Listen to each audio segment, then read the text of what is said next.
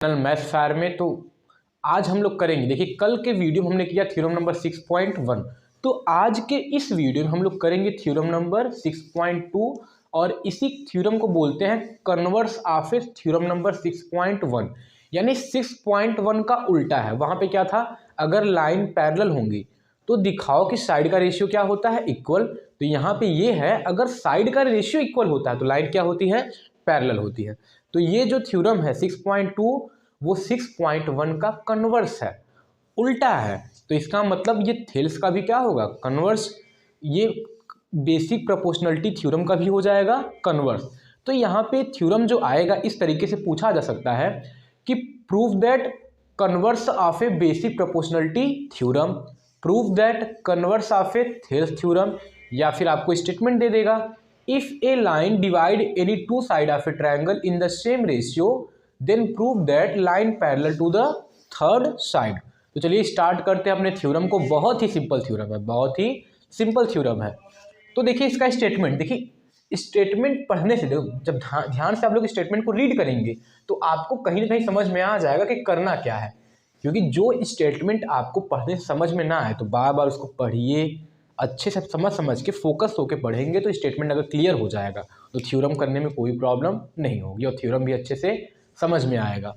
तो थ्योरम क्या दिया है, इफ ए लाइन, अगर एक लाइन जो है डिवाइड करता है any two side of a triangle, अगर कोई एक लाइन किन्हीं ट्रायंगल के दो साइड को डिवाइड करता है और वो भी सेम रेशियो में, अगर कोई एक लाइन ट्रायंगल के दो साइड को सेम रेशियो में डिवाइड करता है then line is a parallel to third side, तो प्रूफ करिए कि वो लाइन थर्ड साइड के क्या होगा, पैरेलल होगा। तो देखिए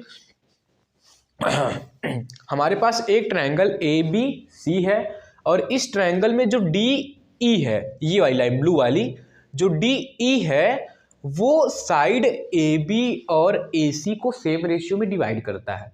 सेम रेशियो में डिवाइड करने का मतलब कि ए से लेकर D A D upon D B और ए से लेकर ई और ई से लेकर सी यानी A E upon E C, A D upon D B is equal to A E upon E C, ये हमको गिवन है। क्लियर, तो हमने गिवन में राइट किया A D upon D B equal to A E upon E C हो गया। अब देखिए हमको प्रूफ करना है कि ये जो लाइन डी ई है वो बी सी के क्या हो, पैरेलल हो। ऐसा हमको प्रूफ करना है भाई कि जो लाइन डी ई है वो बी सी के क्या हो, पैरेलल। तो हमने टू प्रूव में जो हमको प्रूफ करना है उसमें लिखते हैं D E parallel to B C. अब आते हैं सबसे इंपॉर्टेंट जो आपको ध्यान में रखना है, अगर वो आप ध्यान में नहीं रखोगे तो परेशान हो जाओगे कि वहाँ पे कंस्ट्रक्शन कैसे किया गया था। अगर ये सब ध्यान में नहीं रहेगा तो आप लोग परेशान हो जाओगे वहाँ पे ना। तो अगर कंस्ट्रक्शन आपका, हर एक थ्योरम का कंस्ट्रक्शन आपके माइंड में सेट है तो आप लोग ईजिली बिना टाइम वेस्ट किए ये थ्योरम 3 से 4 मिनट में आप लोग अच्छे से कर लोगे, 3 से 4 मिनट में अच्छे से कर लोगे।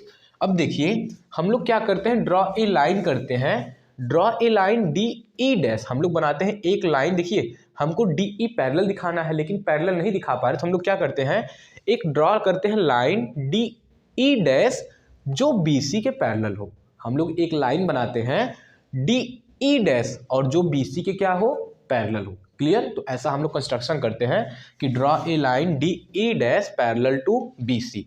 तो drawn a line D E dash such that D E dash parallel to B C. Clear, चलिए अब आते हैं प्रूफ पे।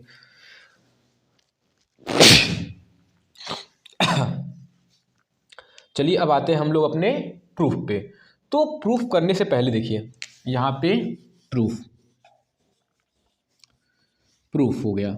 अब देखिए प्रूफ में पहले हमको क्या है, D E dash parallel to B C है, तो यहाँ पे कर लीजिए D E dash parallel to B C और यहाँ पे लिखोगे आप लोग ना बाई कंस्ट्रक्शन, ये कंस्ट्रक्शन करने पे आया है,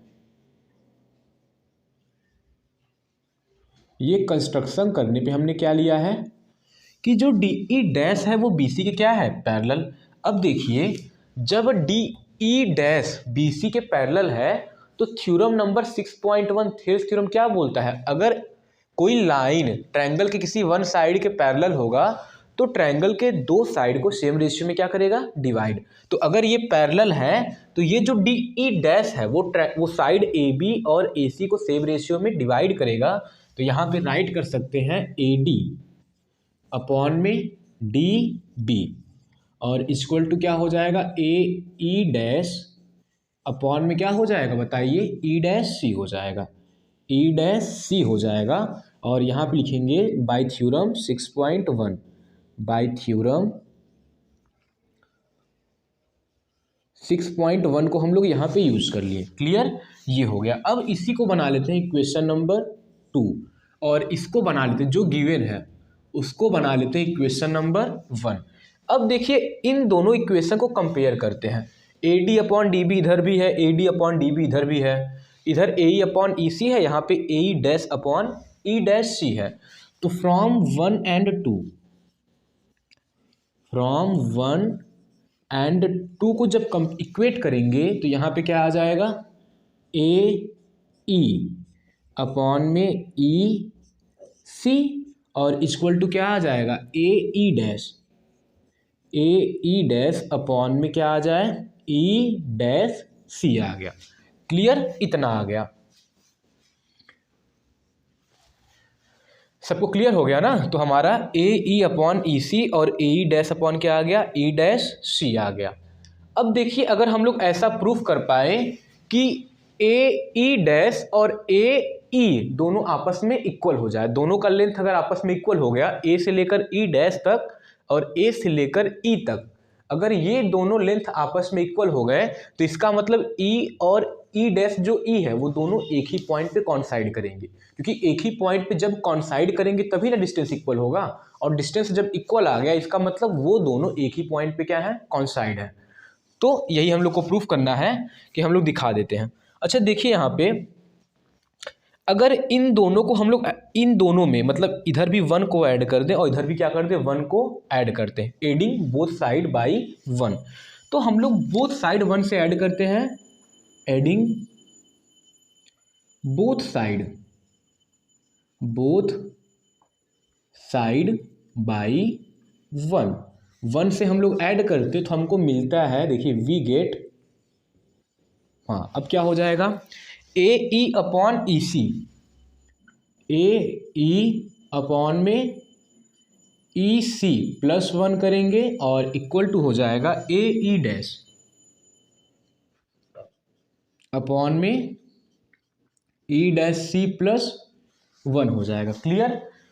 अब एलसीएम लेंगे तो ई डैश सी का इधर मल्टीप्लाई और इसका इधर अपॉन में ई सी अपॉन में ई डैश सी हो जाएगा। तो ये हो जाएगा A E plus E C cross इधर इसका इधर मल्टीप्लाई करेंगे और टोटल अपॉन में ई सी और ये आ जाएगा A E dash plus E dash C upon में ई डैश सी आ गया। क्लियर, ये हो गया। अब ए ई प्लस ई सी, ए से लेकर ई तक और ई से लेकर सी तक ऐड करेंगे तो हो जाएगा ए सी और अपॉन में हो जाएगा ई सी और इसको भी जब ऐड करेंगे तो ए से लेकर ई डैश तक, ई डैश से लेकर सी तक, तो ये भी हो जाएगा ई सी और ये अपॉन में आ गया ई डैश सी। अब देखिए ए सी इक्वल वो तो कट जाएंगे, तो ई सी क्रॉस मल्टीप्लाई करेंगे तो ई सी इक्वल टू क्या आ जाएगा, ई सी इक्वल टू ई डैश सी आ जाएगा। आया क्या, ई सी इक्वल टू, शायद आपको दिख न रहा हो तो मैं थोड़ा ऊपर राइट कर देता हूँ, 1 सेकेंड मैं चेक ही कर लेता हूँ। हाँ, तो ई सी इक्वल टू कितना आ गया, ई डैश सी आ गया।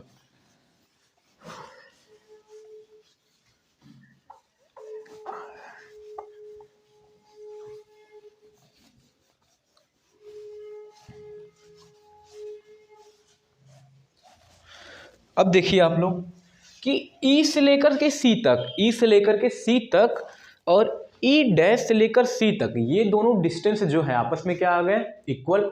अब ये दोनों जब डिस्टेंस में आपस में इक्वल आ गए तो इसका मतलब ई और ई डैश क्या होगा, एक ही पॉइंट पे कॉन्साइड करेगा, यही होगा ना जी। क्योंकि देखिए ये भी डिस्टेंस और ये डिस्टेंस दोनों आपस में क्या हो गए, इक्वल हो गए।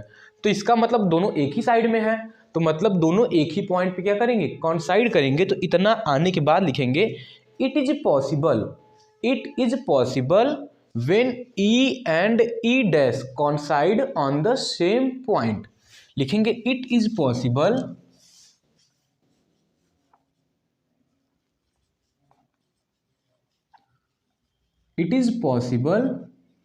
when E dash and E lie in the same point, lie on the same point कर देते हैं। ये दोनों जब सेम पॉइंट पे लाई करेंगे तभी ऐसा पॉसिबल है, ये दोनों सेम पॉइंट पे लाई करेंगे तभी ऐसा पॉसिबल है। अब देखिए इसका मतलब ई डैश और ई क्या हो गया, एक ही जगह पे है, और हमने कंस्ट्रक्शन में लिया था कि डी ई डैश जो है वो बी सी के क्या है, पैरेलल। तो इसका मतलब डी ई भी क्या हो जाएगा, बी सी के पैरेलल हो जाएगा। हेंस यहां पे आ जाएगा hence D E parallel to B C, hence D E parallel to क्या हो जाएगा, बी सी। तो ये हो जाएगा हम लोग का प्रूव हो जाएगा कि जो डी ई है वो बी सी के क्या हो गया, पैरेलल। समझ में आया। फिर से देखिए कंस्ट्रक्शन में लिया गया कि D E dash B C के पैरेलल, और फिर लास्ट में हम लोग दिखा दिए कि डी ई डैश, ये डी ई डैश और डी ई जो है वो दोनों सेम लाइन है। जब दोनों सेम लाइन है तो वो बी सी के क्या हो जाएगा, पैरेलल ना। जब ई डैश और ई सेम पॉइंट पे लाई करेगा तो D E dash equal to क्या होगा, डी ई हो जाएगा, दोनों सेम लाइन होंगे तो डी ई पैरेलल टू क्या हो जाएगा, बी सी। क्लियर। ये था आपका थ्योरम नंबर 6.2। अब इसके बाद हम लोग करेंगे थ्योरम नंबर 6.3। तो चलिए मिलते हैं आपसे अगले वीडियो में, पढ़ाई करते रहिए, तब तक के लिए जय हिंद जय भारत।